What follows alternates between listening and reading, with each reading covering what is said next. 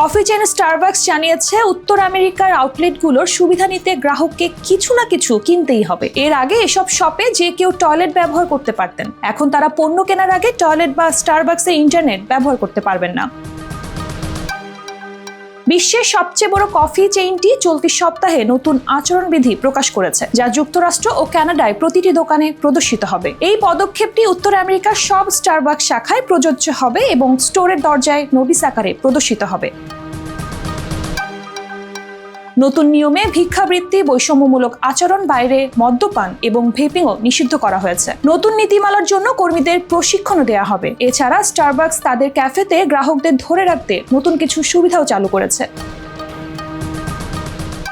আগামী 27 জানুয়ারি থেকে ক্যাফেতে অর্ডার করলে সব গ্রাহকই একবার ফ্রি হট বা আইসড কফি রিফিল পাবেন। এই কফি সিরামিক মগ বা পুনঃব্যবহারযোগ্য গ্লাসে পরিবেশন করা হবে। আগে এই সুবিধাটি কেবল স্টারবাকসের লয়ালিটি প্রোগ্রামের সদস্যদের জন্য প্রযোজ্য ছিল। উত্তর আমেরিকার 11,000-এর বেশি দোকানে 27 জানুয়ারি থেকে নতুন নীতিগুলো কার্যকর হবে। স্টারবাকস 84টি দেশে 36,000 আউটলেট পরিচালনা করে।